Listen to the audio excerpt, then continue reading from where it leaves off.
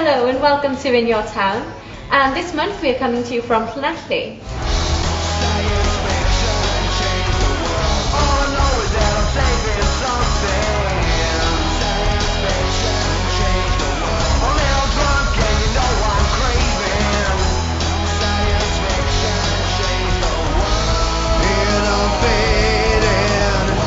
Sometimes craving, cooperating. Science fiction saved the world. On the show we have local comedian Miles Lloyd And Trudy Goldsmith from Llanelli's music scene. Okay, our first guest today is comedian Miles Lloyd. Thank you for joining us today, Miles. You're welcome. So why did you decide to become a comedian? I'm rubbish at everything else, pretty much. Who told you were funny? Well, it depends, really. Some people think I'm funny and some people don't like me at all. But at the time, my girlfriend at the time said I was funny, but I think kind of attitude, you know. Like, I don't know, we're boring people who pretend they're funny. I think we have a choice with it. Does your humour have a certain style or a genre to it? I don't know, it's hard to describe, really. I wouldn't know. One of the chefs, I work in the Ashburnham, and one of the guys working there asked me once, he asked me what my style of comedy was. He said, asked me the same question. Yeah. I said, I don't really know how to answer that, so he gave me a scale, right, to work on. He said, right, you know, on a scale of from Jim Davidson to Roy Chubby Brown. And I like that, 'cause that's like saying, how racist are you on a scale of 9 to 10? I had to be 9.5. I didn't want to be, but it's always left. Have you ever been compared to another comedian? That was low, doesn't it? I don't know. Have I? Malcolm Hardy. I was told by a club in London that I was half Malcolm Hardy, which was good because he's a guy who started pretty much the alternative music scene in the 80s. You got like Joe Brand going, Vicar Bob going, and so another guy called Matt Lamar. You got him going, and he started was now the oldest comedy club in London, up the creek, which is brilliant. And his son told me it was like I was half him. That was good. It was quite flattering. What's your best joke? It depends what time this is going out, doesn't it? Are they all dirty? They're not dirty, they're just morally corrupt. Mm-hmm. Yeah, I think it's the best way to describe it. Okay. So how did you get started in comedy then? Well, I used to be in a band. I used to be in this death metal band for some reason, just as a favour, as you do. And I was in Swansea. We used to play in a club called Infernal all the time in Swansea. It's called Garage now. And I was walking past it one day with my girlfriend at the time, some friends of ours. And I popped in to see what it's like, what it's like. It's been years. So I went in, and it happened to be the first night they were doing an open mic comedy night. So we went in to see what it was like, and nobody wanted to go up to do any comedy. And some people had told me I was a bit funny here and there. So I went on stage and I did 40 seconds of material, I believe it was. And then I went back the next week and I did maybe 50 seconds of material. I went back the next week, did maybe 60 seconds of material. I kept adding 10 minutes to it for 5 years. And now I've got like a 6-minute set. How do you find the comedy scene in Wales, and how do you have any advice for young up and coming stand-up comedians or budding stand-up comedians? The best advice I've ever had was off a guy called Simon Munnery, and the advice was die on your ass as much as you can, which doesn't sound like good advice, but if you can put up with doing a 10-minute set when nobody's enjoying you, then you do a 10-minute set where everyone's enjoying you and it's a walk in the park, That's pretty good advice. Be rubbish. Not all the time. Do you find the comedy scene is very different in England then? It's a lot different. They're a lot more open to different types of comedy and things.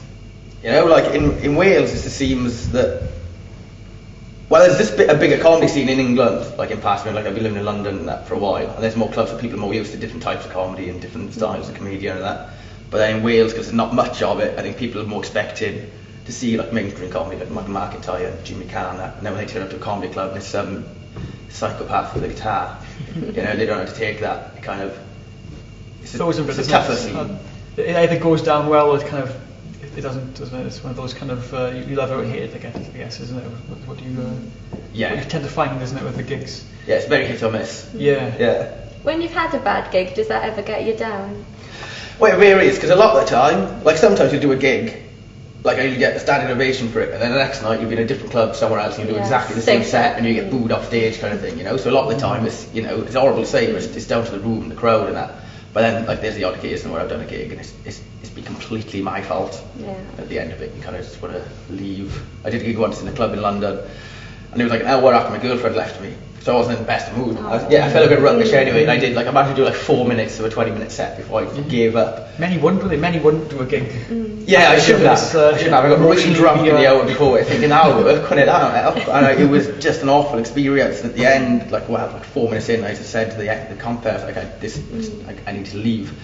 And she came to give me a hug on the stage, and she said into the microphone, "Oh, don't worry, Miles, I still think you're funny," which was, it didn't do much for me. Yeah. Although she just dumped you. Yeah, and I was like, right, no, I've got to leave, I'm off. So I left, and I went to Bethnal Green tube station, I get the tube over, and I realised I had a phone in the gig. And I was like, oh shit, I've got to go back and get my phone, I've got to walk, with all these people I just don't want to see ever again.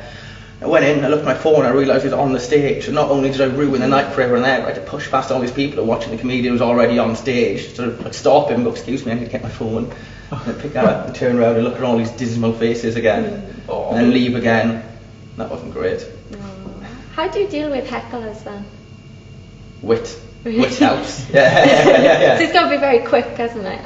Are you good at doing that? Yeah, I'm quite quick. Depends. There's a trick I have for it. It's 4 pints. Oh, well, Miles, thank you. We're going to see a bit of you in action, I think. Yes. So we'll judge for ourselves. Don't judge too harshly, though. Thanks for coming in. That's Miles Lloyd. Thank you for talking at me. Never mind. Hello. Are we going? Yeah. Hello, I'm Miles Lloyd again. And these are some of my songs. This one's about my time machine and the stuff I get up to with it. It's called An Intimate Agreement with the Duke of York. And it goes just like this. This is my song, I'll go all I want. That's my excuse then, so if it goes wrong, I can just pretend it's part of the song, it's meant to go like that, and I've covered my back. Banging, I've got it. Oscar Wilde is sucking my dick in his prison cell, and I'm hard as hell. Drinking absinthe with George V. With George V? Yes, it's now 1911.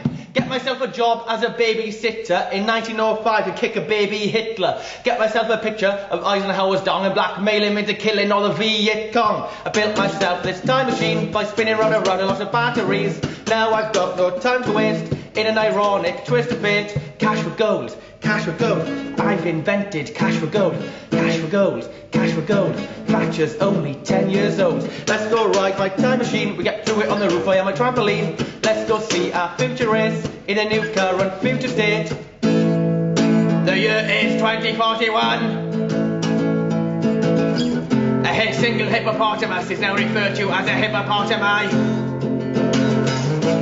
Due to the complete and utter economic collapse of the early 2020s, a completely new monetary system has been put into power. My cash for gold empire has had to be completely rebranded. Cats for gold. You give me your cats, I'll give you my gold. The oceans are a weird kind of purpley brown, but that's only because they reflect the colour of the sky. Due to the nuclear fallout of that thing that happened in Fukushima all of those years ago, everybody had a sore throat. That's why I sound like this, I'm not a robot, so sore throat. People seem to think that in the future everybody has a robot, but we don't. We just have disease. Lady Gaga is the first celebrity to be sent into space. She was never to return. Boris Johnson is now Supreme Leader. And rape is no longer socially acceptable amongst the footballing community. And I own the rights to all the Beatles songs.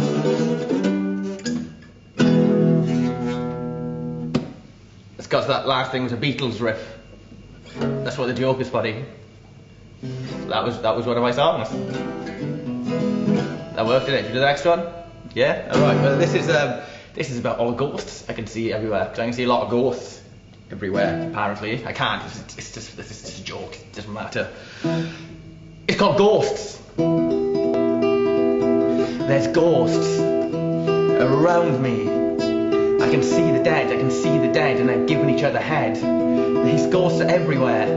They're doing it by your fridge, they're doing it by your dogs, and they're doing it by your kids. They're 69ing in your pantry, and they're 69ing in your loft. They're 69ing in car parks, and there's one that looks like Lara Croft. These ghosts are getting freaky. The stuff they do will make you squirm, but it's rather safe, the rules are firm. These ghosts are getting freaky. The stuff they do is rather crass. John Lennon's eating out marmot cats. They'd queue up round the houses, and they'd queue up round your block. Some will queue for hours, just to suck your grandfather off. He much prefers the afterlife, cause he no longer shits his pants. He just gets out his jocks, and he takes them for the lads. Remember Auntie Doreen, or the one who moved down south? Well, now she's organising gangbangs where they only use their mouth. Cause when you're in the afterlife, well, there's not that much to do except give people oral and receive some oral too. These ghosts are getting freaky. The stuff they do will make you squirm, but it's rather safe, their rules are firm. These ghosts are getting freaky. They do is rather crass, but Lennon's eating out John. The stuff they do is rather crass. John Lennon's eating out mama cats. Now in my head, over this bit, there's like a build up in the choir going.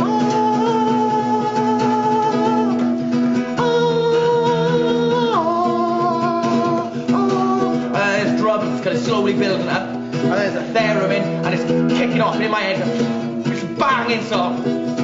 And it just goes mental, and then I start shouting, it's freaking me out, but it's turning me on. It's freaking me out, but it's turning me on. And then I start banging about David Cora needed to be there, and there's a big build-up, and then it ends with everything going. I go, these ghosts, and then the choir and the theremin all end on like a B flat, and it goes, ah, and it's an awesome song. You're gonna take my word for it.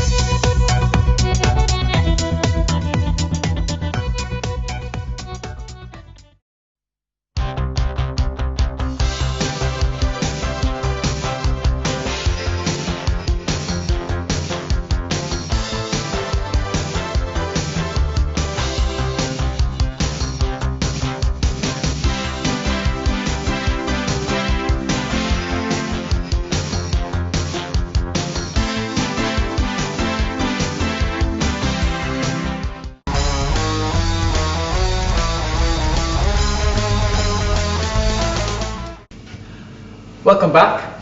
Our next guest is going to be keeping us up to date with the what's hot and what's not in the music scene across the Llanelli area.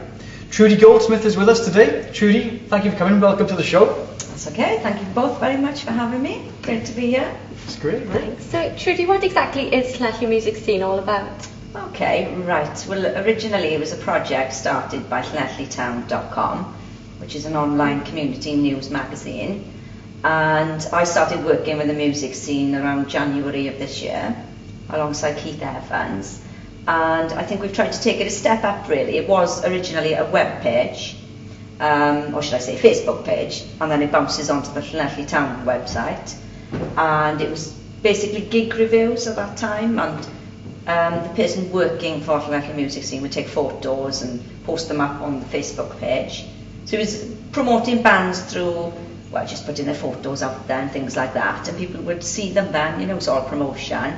But of course we've stepped it a little bit further now. We're putting on, Keith and myself, music nights for bands, and I'm doing reviews of gigs as well.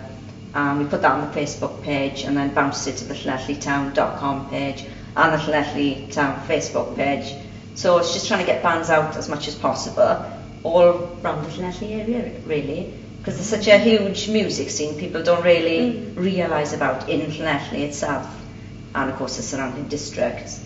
So I think that's Llanelli music scene is, you know, there is a scene, it's not like a false fabrication sort of thing.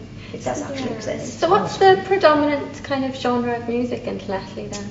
I think there's probably something for everybody, and I'd probably be biased in my angle and coming from that I like kind of rock music and heavy guitars and things like that.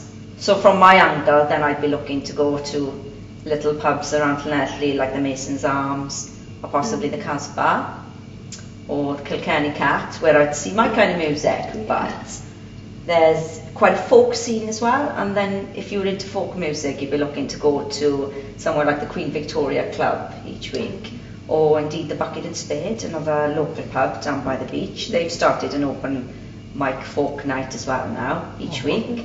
So, you know, it depends where you want to go, and some pubs will play quite a mix of music, or you'll have other pubs that'll do just tribute bands or kind of covers and things like that.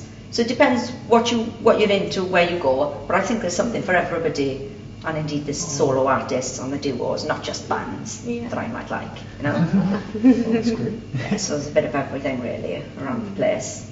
So how do you see the Llanelli music scene progressing in the future? Well, since I've started working with the music scene, and Keith as well, we've tried to promote bands through putting on gigs. And we started an event called Band of the Month, which is, I suppose, slightly misleading because it's not just bands. It is solo artists and duos as well. But it is called Band of the Month, and that is our kind of banner, so to speak.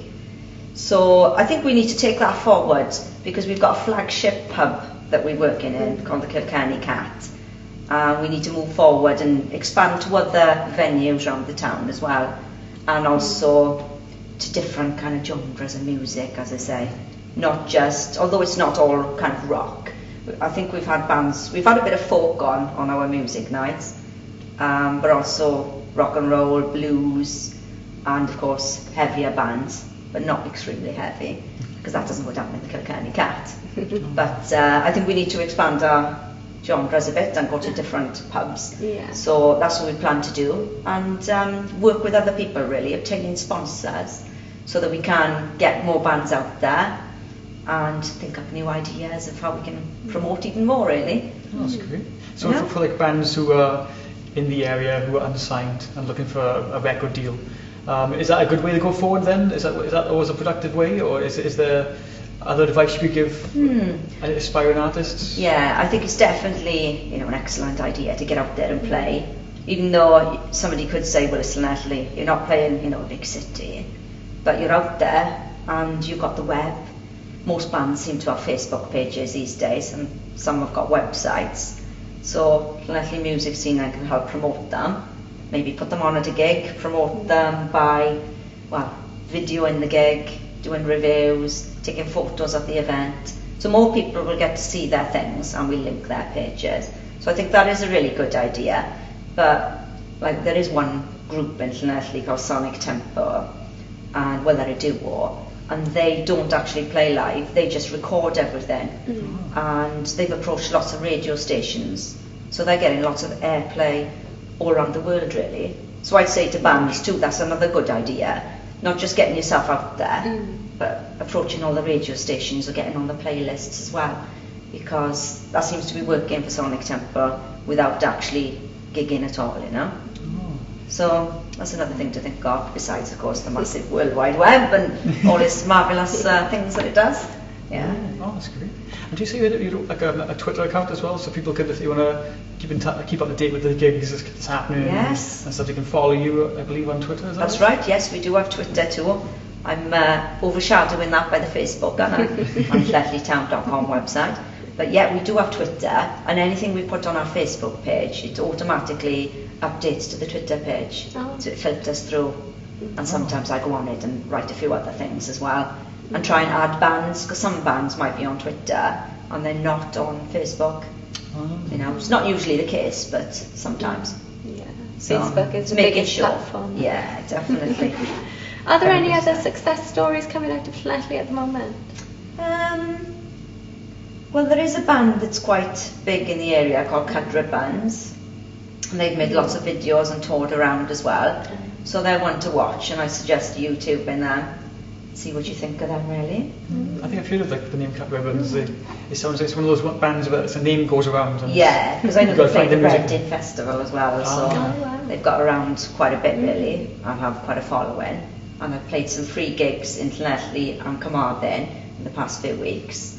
And I mean, I didn't go myself, wasn't able to go, but I believe they were really busy as well, lots of people there, is the feedback that I've had. And also, I mean, there's loads of really good bands in Llanelli.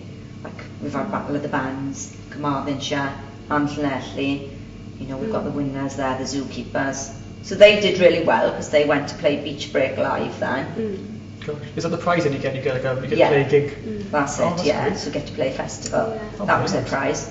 Although something happened at the festival, I think the weather was bad and something happened to the stage, Oh. and they didn't get to play. Oh, that's a shame. But never mind, the thought was there. No short-circuit mics, hopefully, or short-circuit instruments. And Yeah, shots. yeah. So it was safe, but they didn't play, I think. Yeah. But yeah, there's a good few bands. There's lots of bands I could mention. I think are really good. You know, that are coming out of Llanelli and the surrounding districts. Really. Are there lots of young up-and-coming youngsters? Because there's lots of, you get a lot of blues and you get a lot of rock. It tends to be kind of, you find a middle-aged kind of later aged, how can I say, age gap where it's kind of in their, say, 40s, 30s, 40s and a bit older. Is there more kind of youngsters as well? Is it to balance it out? Does it come even things out in that? Yeah, I think there's really loads of young bands. I mean, like the Zookeepers I just mentioned, they're very young, you know, around 18 and just, I'd say. And they've been, in the past year, they've kind of risen up quite a bit, which is really good. But talking about very young bands then, I think it's quite hard for under 18s to find somewhere to play. You do have an event that's on about 4 times a year called Soundgarden. Then you've got to check Facebook to make sure you know when that's on. So that's somewhere for under 18s to play, because they've got to come up really from somewhere, haven't they? They need a platform to play. So that's really good. And you have the Vestry in town, so they put on a few gigs. Once a month I think they started doing it, so for under 18s. And there's a new community group called Teenage Kicks, and that aims at getting young people together to do like an open mic and do gigs together. So that'll bring up more bands, I think. And I think what I've noticed is there is a lot of bands, I suppose, in their 20s, but also in the 30s, 40s, even 50s, you know, probably 60s. Because you see a lot of different age ranges, and I think it does depend on what type of music you're looking for, I suppose. Not totally, but in general. But there's somebody that plays something of every age, which is great. And that's what's so good about the Kilkenny Cat.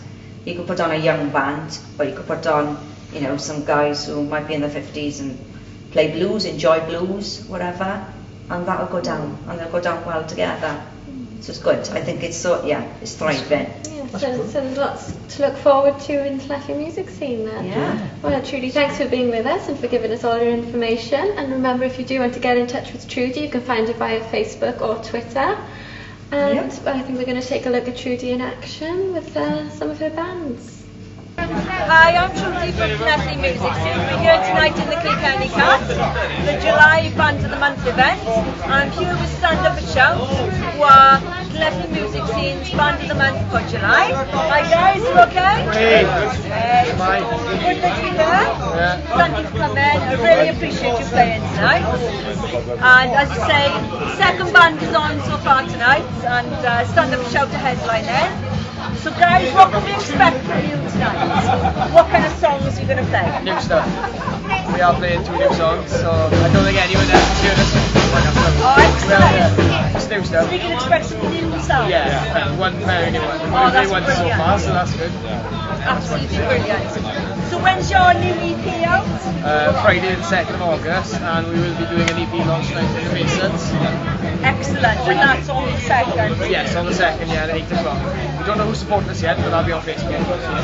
That sounds fab. I mean, we will be there, I'm sure. So tonight we can expect to hear one of your new songs, yeah? That's brilliant. So what else can we hear from you tonight? What kind of songs are you going to play? Any covers? Yeah, plenty covers. What are you going to play? We'll do some Aerosmith.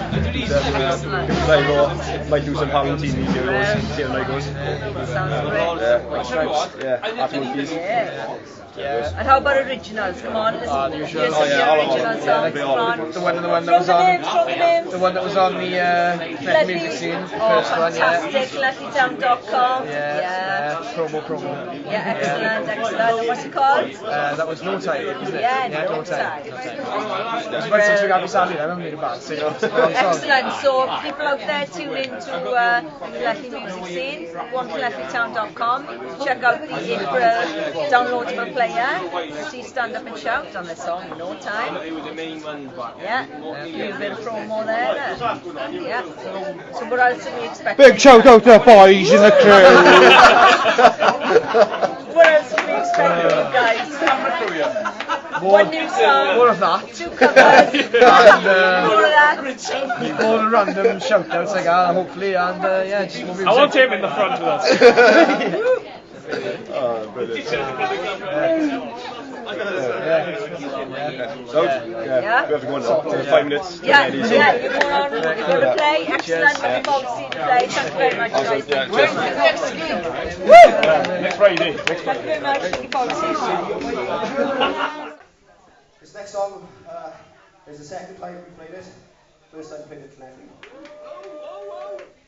Doing well yesterday, so hopefully it goes well. And this one's called Closer. Thank you, Sam Michelle, and Bon Jovi.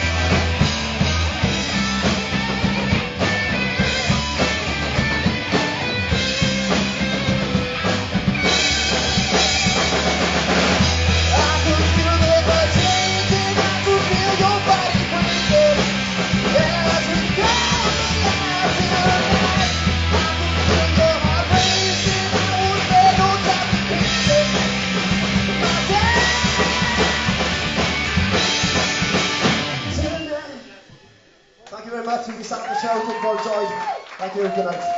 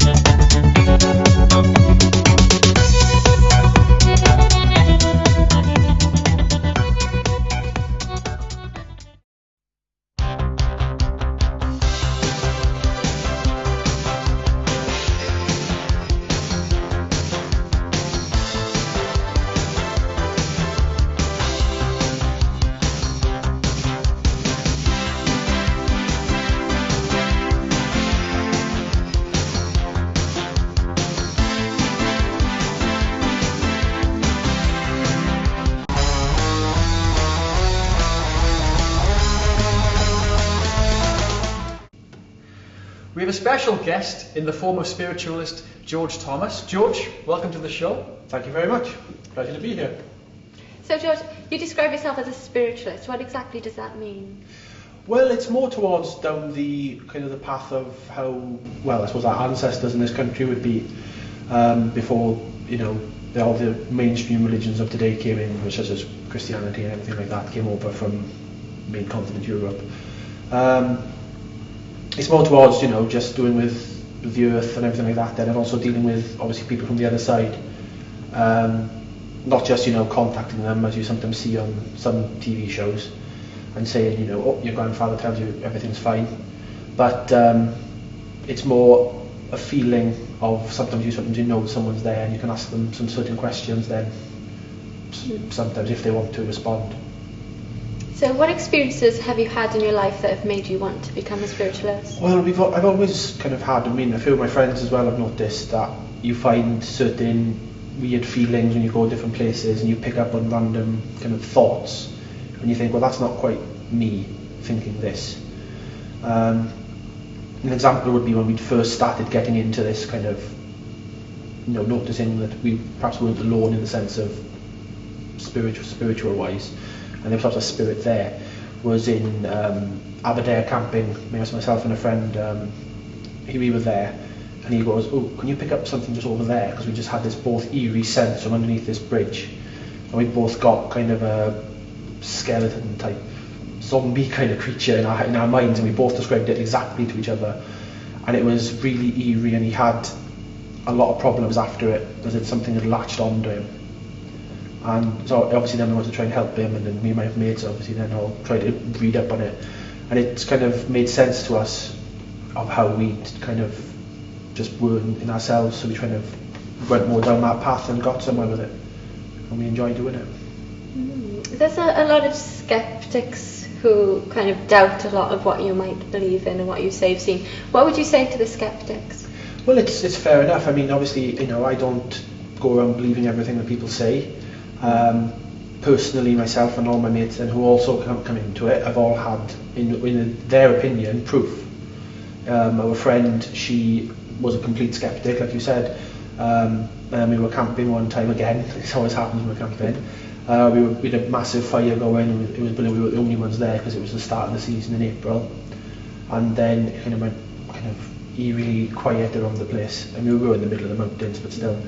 And my mate then, Keith, he picked up on this old man, because he's got quite a lot of more of a medium style of communicating, whereas I'm more of the kind of figuring out things from the yes/no questions, and he can actually sometimes communicate with them a lot more prominently.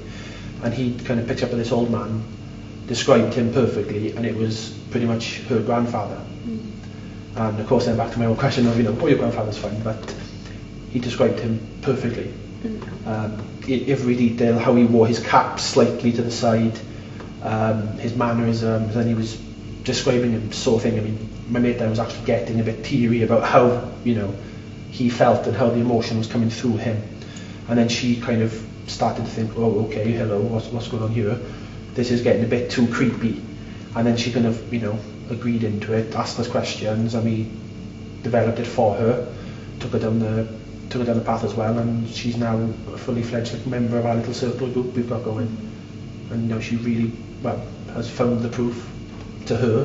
Because I mean, if you don't believe, you don't believe, and there's nothing I can say or do is going to prove it to you if you don't want to, if you don't want to see it. It serves like that with a lot of just everyone in life, really, isn't it? Would you say that it's more of a natural ability, or is it something that you can develop? It's a bit of both. Some people just have it.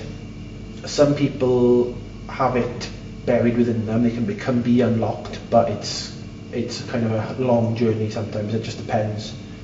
It's like I said, my mate, he's more of a medium.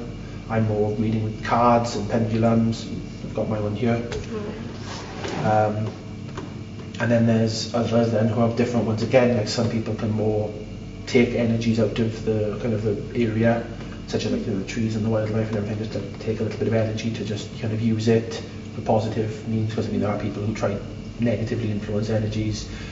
Because then sometimes you might find trying to imprint images and things onto people to try and get them, not so much mind control or anything like that, but more kind of, if they're 50-50 about something, you've asked them, you can try and influence them in some respects, but not majorly. So is it fair to say it's like a form of hypnotism? Or is it in some respects, yes. It's just kind of you're trying to imprint your energies and your kind of what you want to happen onto them.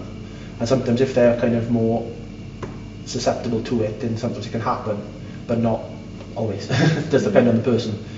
Can it always be used as a good thing then? Like kind of yes, I mean, obviously you don't really want to do it to people because it's trying to affect their free will in some respects. Because you can't do it majorly anyway, because you can't really do much with it. But in some respects, then yeah, if you've got someone who's perhaps been drinking, and you can sometimes kind of say, oh, go on, I bought the last round, and it's just something like that. It's just imprinting it, but you can kind of more kind of just go, yeah. Influence. Yeah, it's yeah. Oh, and of course, it's just we've all got like, different things, but of course, sometimes you can have it and not realise, and if you don't know how to open yourself up, because I mean we do a lot of meditation and things like that then, and unless you know how to open yourself up properly and how to open your third eye, then you're not going to learn into it and you're not going to be able to access it. So can it be dangerous if you're doing it wrong? Yes. My circle that I'm in, we never will go near a Ouija board or anything like that, because that used in the wrong hands, as it were, can unleash a lot of problems.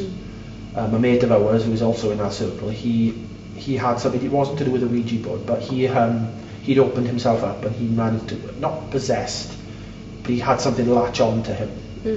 And it was there for about 2 years, and it really kind of got on him, and I think he almost committed suicide with it. Yeah. And it's like, he knew it wasn't him, but it was there. And then eventually then when me and my friend kind of started noticing it, because we didn't pick up on it straight away, because we were quite novice, as we got more and more into it, we noticed it more, and then it was kind of pushing us away. He wasn't so much, but when we were trying to get rid of this thing using sage, which is a kind of a plant we burn, which cleanses the area, he would physically be sick. Now it's not a bad smell or anything like that, but when he would smell it, because when he had this thing latched onto him, would make him feel really ill, and he had to leave because of course it doesn't like it because it's trying to be pushed out of the way. But eventually then we got help from the person we meditate with, and she's quite powerful, and she managed to kind of drag it off kicking and screaming, or her spirit guide did, and he's been fine since, and now he's fine with sage. So ever since she'd managed to get rid of that for him, he's been fine, he's much happier in himself, and he's more back to normal how he was when we first met him years ago. So was he aware that the spirit had attached? He was after a while, but not overly a lot. He just kind of noticed something was different, but he wasn't sure what. It was just a feeling as if, oh, that's probably nothing. And eventually he got so used to it being there without realising that he completely forgotten about it. But you mentioned your pendulum earlier, so what exactly is that for? Well, it's just one of the ways we can kind of communicate with, not so much communicate with them in the sense of talking to them, it's like a yes or no type thing, and sometimes you can get not so much a Ouija board, but you can get a number of different boards to try and get more out of it. And I mean, to use it, obviously each one is different. You've seen there can probably be a million on the market. You get one that works for you. Obviously, but you saw it's easier to go to a stall and pick them up and see which anyone calls to. I mean, I saw this in the stall about 4 times before I bought it, and it always caught my eye. Is it safety precautions to take when you buy like a board with it? Like obviously, you don't. It's like when you do buy one of them, if you do, you want to make sure that it's kind of cleansed. You want to have sage around it. You want to just ask the person you're buying it off if they can cleanse it for you. I mean, sometimes it's as simple as getting some salt and just kind of putting your energies into the salt, holding like a KFC packet of salt, holding it, just doing that, then opening it and throwing it on, and that can help. So just trying to make sure that the board is cleansed to your energies, and that's about it. And then you can try and use it. But of course, if you're doing that, you want to try and kind of open up a protective circle. I think a good way of doing that, a nice simple way, is imagine over 4 foot around you, a dome just being built, and then a light coming from the top around you, all the way down in that dome. And that's just a nice kind of the earth protecting you.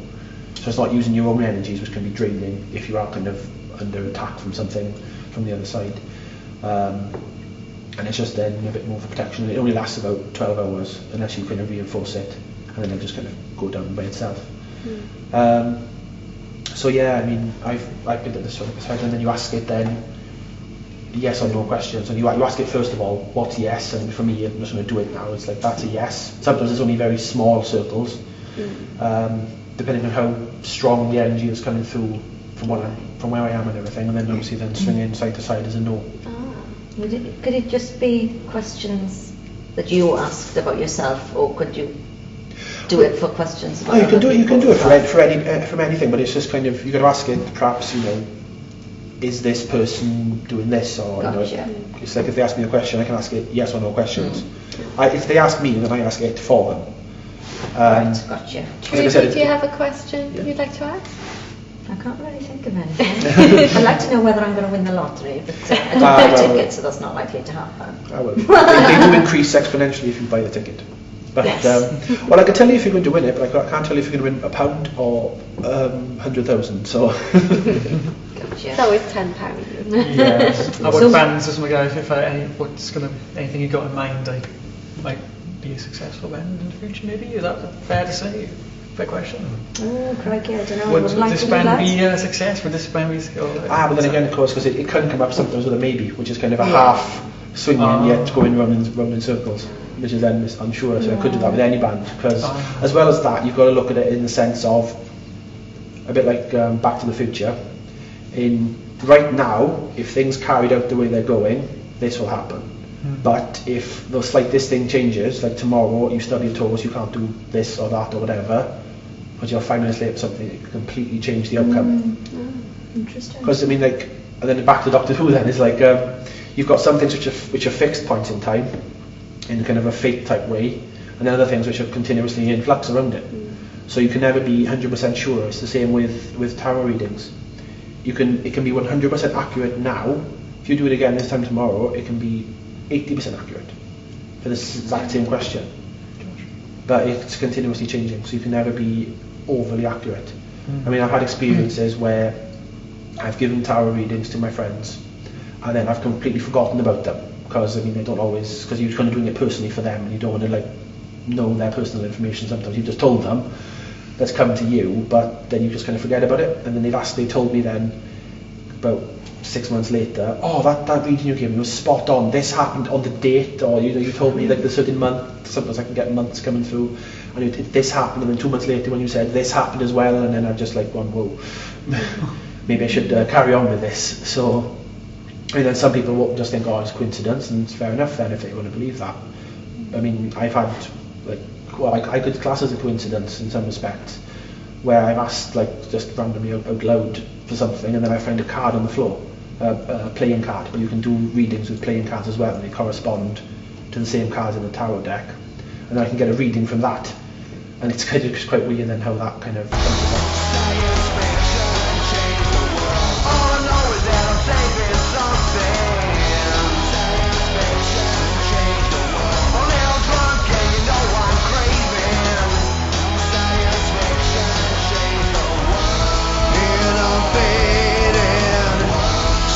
Sometimes craving, cooperating. Science fiction saved the world.